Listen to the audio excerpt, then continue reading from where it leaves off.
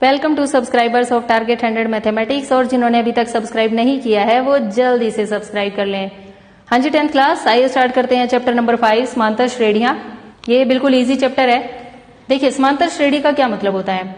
मान लीजिए आपके जन्मदिन पर आपके पापा ने आपको 1000 रुपए दिए, अगले जन्मदिन पर आपको 2000 रुपए मिल गए, उससे अगले जन्मदिन पर आपको 3000 रुपए मिल गए, नेक्स्ट 4000 अप टू सोन।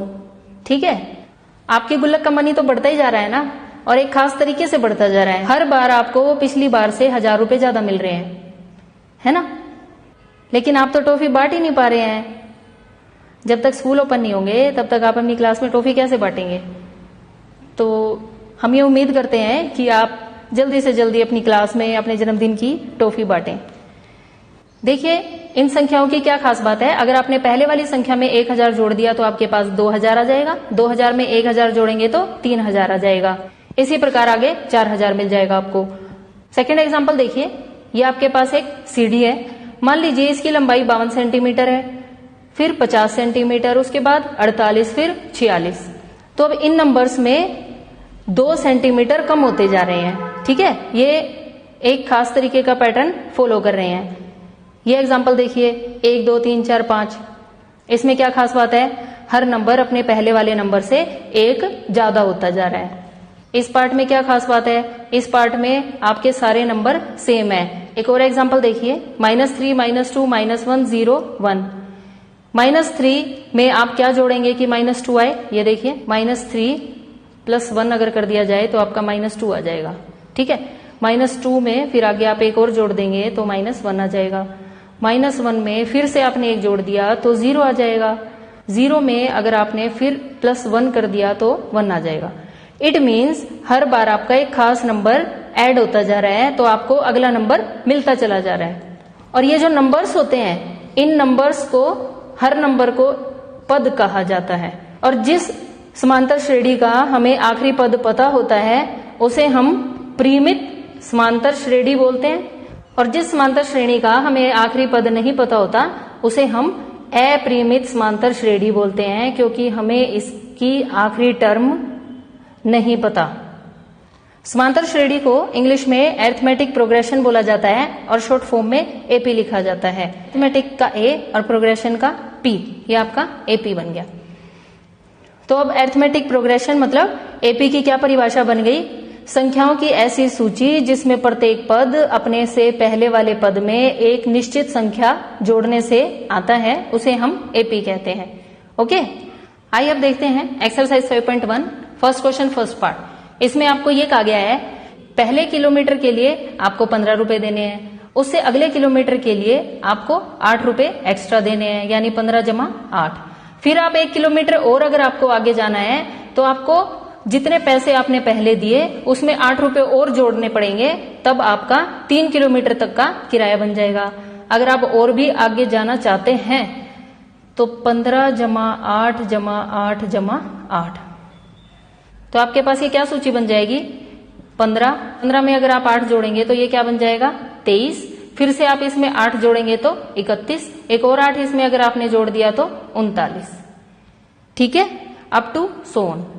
आपसे ये पूछा गया था इस क्वेश्चन में, क्या ये पी है।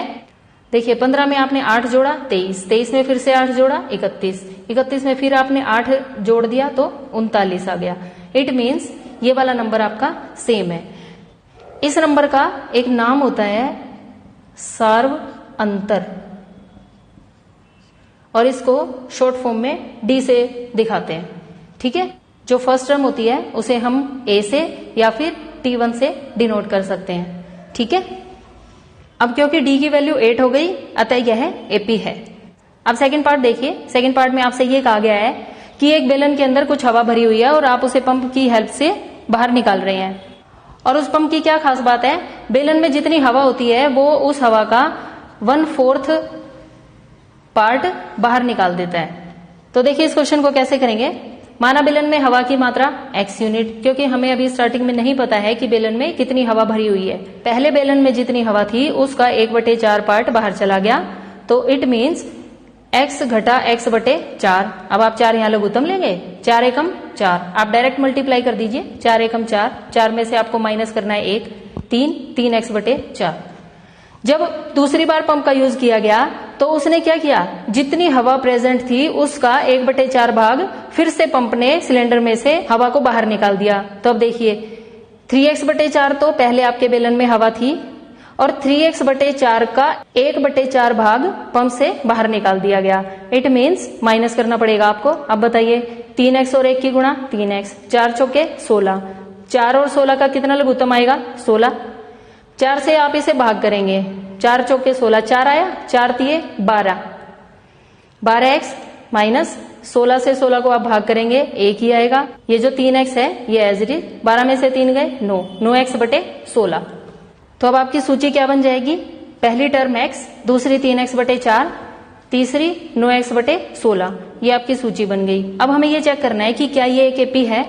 आपको कैसे पता चलेगा कि ये एपी है, आप क्या करेंगे, दूसरी टर्म में से पहली टर्म को माइनस करेंगे, कोई ना कोई आंसर आएगा आपका। फिर तीसरी टर्म में से दूसरी टर्म को घटाएंगे, अगर आपके ये दोनों आंसर मैच हो गए तो एपी बन जाएगी, और अगर ये अलग अलग आ गए तो एपी नहीं बनेगी। अब देखिए 3x/4 घटा x, 4 एकम 4, 3 में से 4 गए, माइनस का 1 बचेगा, 1 लिखने की जरूरत नहीं होती, -x/4। तीसरी टर्म क्या है 9x/16, इसमें से किसको घटाना आपको 3x/4 को, कितना लघुत्तम आ गया 16। जब लघुत्तम और हर दोनों नंबर एक जैसे होते हैं तो आपका न्यूमरेटर एज इट इज आ जाता है। ये जो 9x है आपका एज इट इज आ जाएगा। 4 से आपने इसे भाग किया, 4 आया, 4 तिये 12, 12, 9 में से 12 गए, माइनस का 3x/16।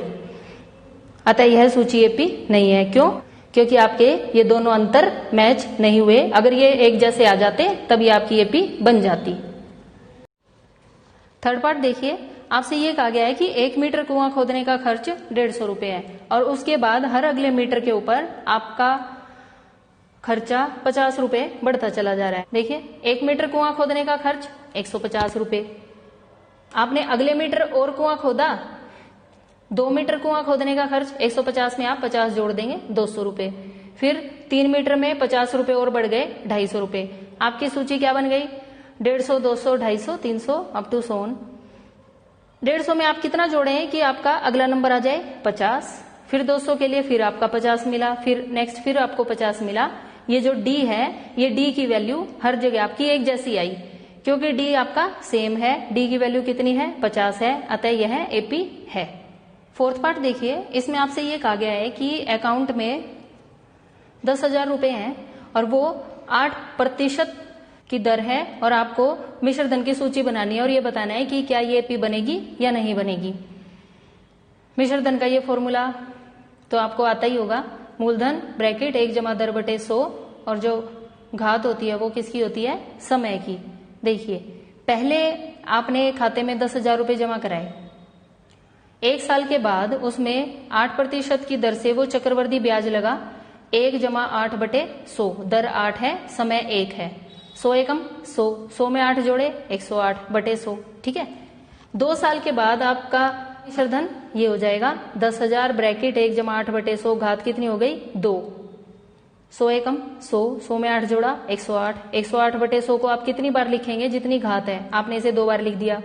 अब 2 जीरो से 2 जीरो कट गई, 108 और 100 की गुणा 10,800, यहां पर 2 जीरो तो ये गई और 2 जीरो ये भी गई, 108 और 108 की गुणा 11,664। अब देखिए ये मेरे पास सूची बन गई। अब हमें ये देखना है कि क्या ये एपी है या नहीं है। अगर आप 10,000 में 800 जोड़ देंगे तो 10,800 ये वाली टर्म तो आ गई, 10,000 जमा 800 10,800। एक बार फिर से अगर आप 800 जोड़ेंगे तो आपका 11,600 बनेगा, लेकिन मेरे को तो कितना आंसर चाहिए 11,664। इट मीन्स यह एपी नहीं है। ओके, आप इसे दूसरे तरीके से भी कर सकते हैं। 10,800 में से आप 10,000 माइनस कर दें 800 आएगा। 11,664 में से जब आप 10,800 को माइनस करें 800 नहीं आएगा, डी की वैल्यू आपकी एक जैसी नहीं रहेगी तो एपी भी नहीं होगी। तो इसी के साथ ये आपका फर्स्ट क्वेश्चन कंप्लीट हो गया। नेक्स्ट वीडियो में हम आगे के क्वेश्चंस करेंगे। Till then take care, bye bye.